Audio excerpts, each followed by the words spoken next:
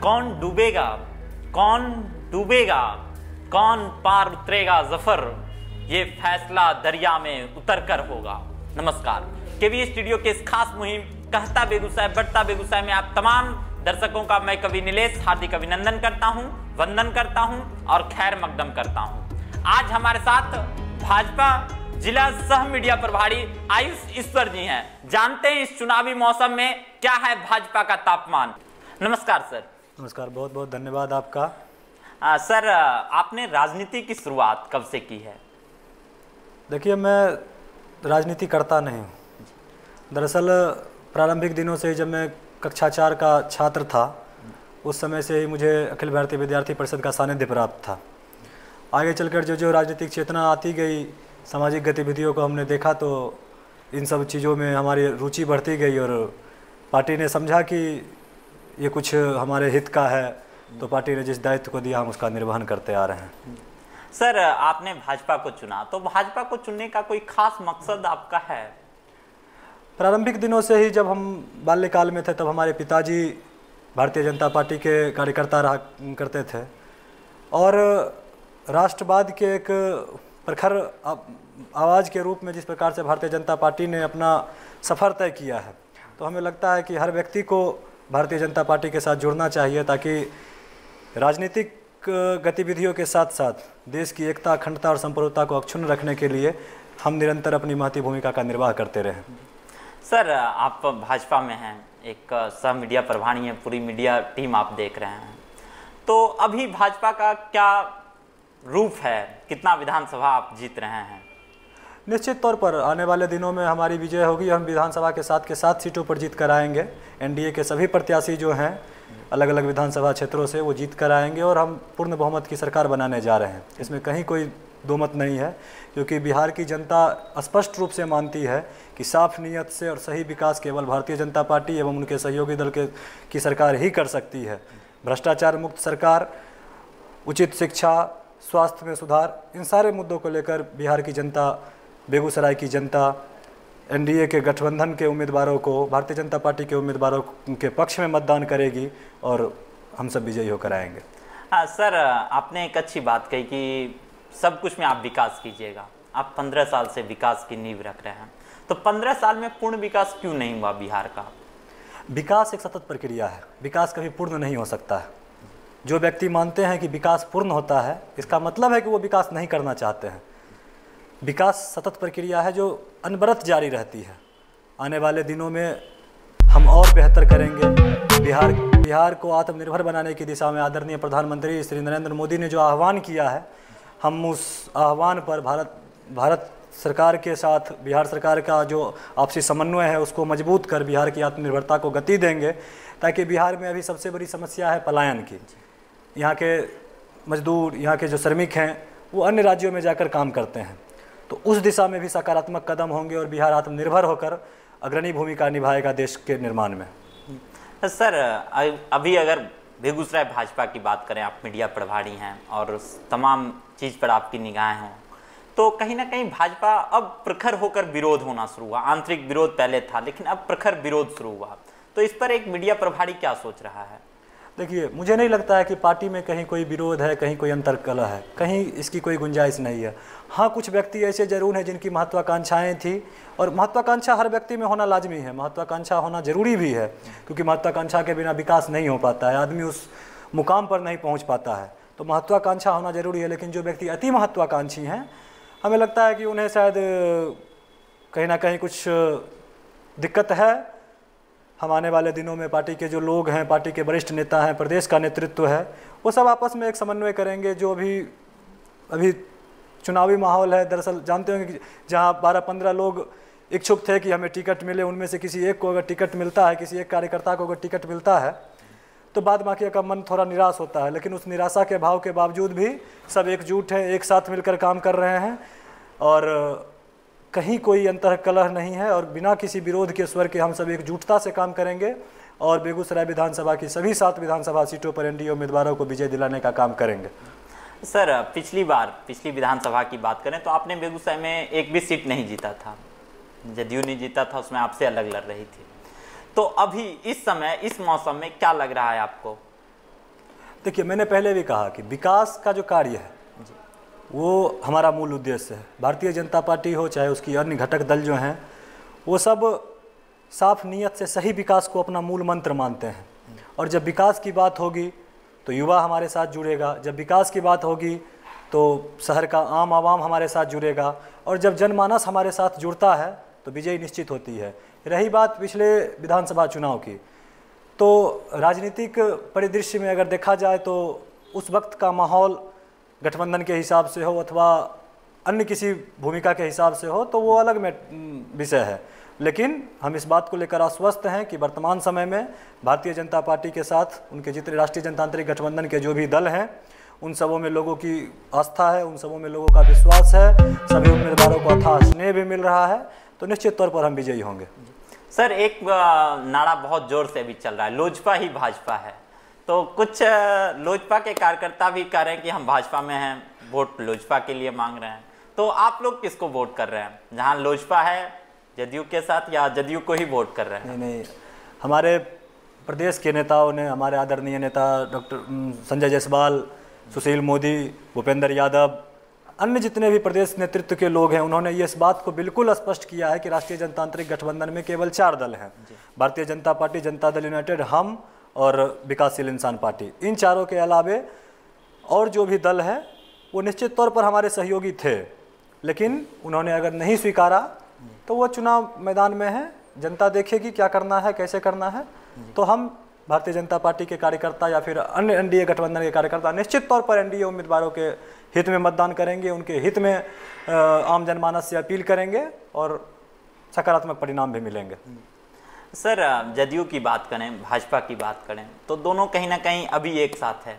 तो क्या लग रहा है कि आगे नीतीश कुमार नहीं पलटेंगे, इसकी कोई गुंजाइश नहीं है? आगे हो सकता है कि राजद में मिलकर भी सरकार बना लें अगर ज़रूरत पड़ी तो नीतीश कुमार पर कितना भरोसा कर रहे हैं आप लोग? नहीं, भरोसा विगत 15 सालों से आप देख रहे हैं, बीच का जो कालखंड रहा 1-2 वर्षों का, वो उसको अगर छोड़ा जाए तो भारतीय जनता पार्टी और जनता दल यूनाइटेड एक अभिन्न मित्र की भांति विकास के कार्यों को करने में अपनी महती भूमिका का निर्वाह कर रहा है। दोनों एक साथ हैं, दोनों में परस्पर समन्वय है, दोनों समग्र विकास को अपना आधार मानते हैं। तो और मुख्यमंत्री के तौर पर उन्होंने बिहार को जिस बदहाली से निकाल कर अभी जिस मुकाम पर पहुंचाया है, तो हमें लगता है कि हम आने वाले दिनों में साथ रहेंगे और निश्चित तौर पर बिहार को विकास की एक नई गति देंगे। जो बिहारियों की कल्पनाओं का बिहार होगा, जो बिहार संपूर्ण राष्ट्र में बिहार को अग्रणी पंक्ति में लाने का बिहार होगा, तो हम उस पर काम करेंगे और आने वाले दिनों में इसके सकारात्मक परिणाम आपको देखने को मिलेंगे। सर, भाजपा में सबसे ज़्यादा युवा है, कोई डाउट नहीं है, सबसे अधिक युवा आपके साथ झंडा उठा रहे हैं। लेकिन अगर बात करें कि युवाओं में रोजगार की समस्या बहुत ज़्यादा है, फिर भी आपके साथ है, तो कहीं ना कहीं सोचता होगा कि रोजगार मिलेगा, तो कब तक भाजपा रोजगार दे पाएगी? भारतीय जनता पार्टी जब प्रारंभिक दिनों में अपना संघर्ष कर रही थी, तो उस वक्त से आज तक का जो सफ़र है, यदि सबसे अधिक युवा किसी पार्टी से जुड़े हैं तो हमें यह गौरव प्राप्त है कि हम भारतीय जनता पार्टी के कार्यकर्ता हैं और हमारे साथ युवाओं की एक बड़ी फौज है जो अन्य दलों में नहीं है। और रही बात रोजगार की, तो आदरणीय प्रधानमंत्री श्री नरेंद्र मोदी जब वर्ष 2014 में प्रधानमंत्री बने, उसके बाद से विभिन्न माध्यमों से, विभिन्न प्लेटफॉर्मों के जरिए रोजगार सृजन के कार्य हो रहे हैं और कहीं ना कहीं युवाओं का एक बड़ा वर्ग उससे लाभान्वित भी हो रहा है। और बात इसके दूसरे पहलू की करें तो हमारे प्रधानमंत्री जी का एक संकल्प है कि हम युवाओं को, हम या अन्य जो व्यक्ति हैं जो स्वरोजगार को बढ़ावा देना चाहते हैं, तो हम उस माध्यम से भी रोजगार सृजन का काम करें ताकि हम इतने सक्षम हो जाएं कि हम अन्य लोगों को अपने साथ रोजगार में रख सकते हैं। तो उससे रोजगार का सृजन भी अधिक होगा और अधिक लोग लाभान्वित होंगे। सरकारी तंत्रों पर यदि हम टिके रहें, नहीं हमें रेलवे में ही जाना है, हमें बैंक में ही जाना है, इन तंत्रों में एक सीमित संसाधन है और उस सीमित संसाधन का उपयोग करते हुए हम एक सीमित संख्या में ही रोजगार सृजन कर सकते हैं। लेकिन अन्य माध्यमों से देखा जाए तो हम रोजगार सृजन कर सकते हैं और बहुत लोग उससे लाभान्वित भी हो रहे हैं। हमारे आदरणीय सांसद और केंद्रीय मंत्री श्री गिरिराज सिंह अभी जो मंत्रालय देख रहे हैं पशुपालन, डेयरी एवं मत्स्य उत्पादन का, तो आपको जानकर आश्चर्य होगा कि एक ऐसा मंत्रालय उनके पास है और बेगूसराय के लोग उससे लाभान्वित भी हो रहे हैं। बेगूसराय के लोग निश्चित तौर पर उस मंत्रालय के कार्यों से, उस मंत्रालय द्वारा दिए गए योजनाओं से लाभान्वित हो रहे हैं और स्वरोजगार को अपनाकर अपने सहयोगियों को, अपने मित्रों को अपने साथ जोड़कर स्वावलंबन की ओर बढ़ रहे हैं, जिससे बेगूसराय ही नहीं बिहार का भी नाम रोशन होगा निश्चित तौर पर। सर, अगर बात करें कि सबसे अधिक मतदान वोट से कौन जीत रहा है, कौन विधानसभा आप जीत रहे हैं, 7 विधानसभा आप देख रहे हैं, तो सबसे अधिक कहाँ जीत रहे हैं? सबसे अधिक मतदान से जीत सुनिश्चित है। जीत सुनिश्चित है सर, 7 विधानसभा सीटों पर जीत सुनिश्चित है जी। लेकिन इसके बाद भी अगर यह कहना पड़े कि हम किस विधानसभा सीट पर सबसे अधिक मतों से जीत रहे हैं, तो बेगूसराय विधानसभा का जो क्षेत्र है जी, बेगूसराय विधानसभा क्षेत्र शहरी क्षेत्र है। यहाँ के लोग प्रबुद्ध हैं, लोगों में शिक्षा का व्यापक प्रसार है।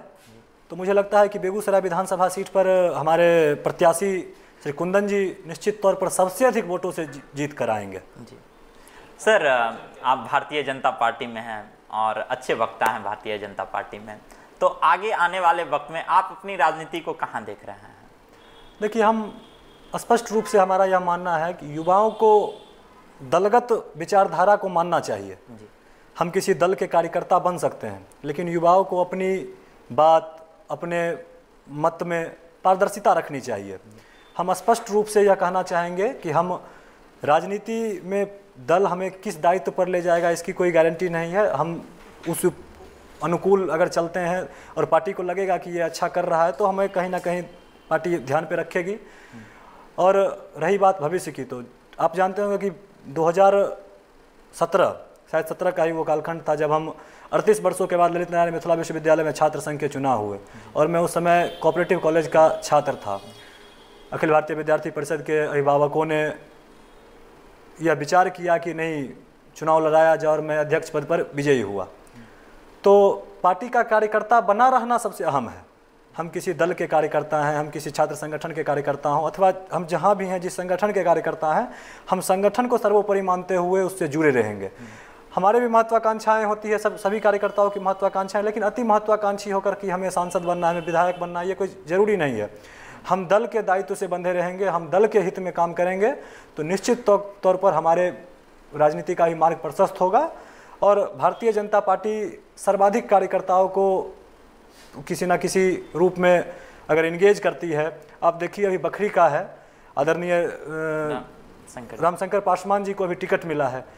विशुद्ध कार्यकर्ता थे, बिल्कुल मुफलिसी में उनका जीवन बीता है, और आज वैसे कार्यकर्ता को यदि टिकट मिलता है, वो विधायक पद के उम्मीदवार हैं, तो हम कार्यकर्ताओं में भी यह विश्वास जगता है कि यदि हम दल के प्रति निष्ठा रखेंगे, यदि हम भारतीय जनता पार्टी के साथ जुड़े रहेंगे, दल के हित में दल के कार्यों को कंटिन्यू करते रहेंगे, आम जनमानस में योजनाओं का प्रचार प्रसार करते रहेंगे, आम जनमानस को चलाई जा रही योजनाओं का लाभ पहुंचाते रहेंगे, तो दल कहीं ना कहीं आगे हमें हमारे कार्य क्षमता के अनुरूप सेट करेगा।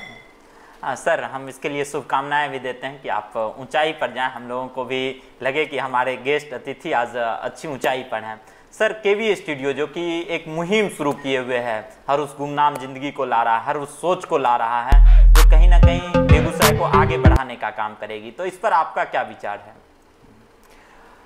हमें पूर्व के दिनों में भी विभिन्न माध्यमों से स्टूडियो के बारे में पता चला, और आपके जो इस हमसे पूर्व जो गेस्ट आए उनका साक्षात्कार देखकर निश्चित तौर पर एक सुखद अनुभूति होती है कि डॉक्टर रोशन सर के द्वारा निश्चित तौर पर वो धन्यवाद के पात्र हैं कि बेगूसराय जो अपनी एक औद्योगिक नगरी के रूप में पहचान रखता है, इसकी ऐतिहासिकता संपूर्ण राष्ट्र में विख्यात है, वैसे शहर में एक ऐसा माध्यम मिल रहा है जहां आप लोगों के माध्यम से, आपकी पूरी टीम के माध्यम से हर वो व्यक्ति जो समाज के क्षेत्र में, अपनी राजनीति के क्षेत्र में, या फिर अन्य विभिन्न माध्यमों के जरिए अपनी प्रतिभा से, अपने श्रम से और अपने नेतृत्व कौशल से समाज को गति दे रहा है, विकास की ओर अग्रसर कर रहा है, लोगों को अपने पौराणिक जो उनके विचार व्यवहार हैं उन सबों से अवगत कराकर, तो जब संवाद होता है, जब हम एक दूसरे को जानते हैं, तो निश्चित तौर पर विचार का प्रवाह होता है, संवाद के माध्यम से विचार का प्रवाह होता है। और हम आभारी हैं आप सभी लोगों के कि आप संपूर्ण बेगूसराय ज़िले ही नहीं बल्कि इसके सीमावर्ती क्षेत्रों में भी विचारों का प्रवाह कर रहे हैं, और विचारों के प्रवाह से निश्चित तौर पर सकारात्मक बदलाव होते हैं और सकारात्मक बदलाव हमेशा सृजन का काम करता है, और जब सृजन होगा तो निश्चित तौर पर बेगूसराय एक नई ऊंचाई को छुएगा और अपनी जो इसकी पौराणिक मान्यता है, इसका जो पौराणिक इतिहास है, उसको और अधिक प्रगाढ़ता मिलेगी और आने वाले दिनों में बेगूसराय और अधिक ख्याति प्राप्त करेगा। हाँ सर, इस चुनाव में बहुत बिजीएस्ट समय होगा आपका, बहुत बिजी रहते होंगे, और इस चुनाव के समय में आप हमारे तक आए, हम आपका बहुत बहुत आभार व्यक्त करते हैं। बहुत बहुत धन्यवाद सर। बहुत बहुत धन्यवाद।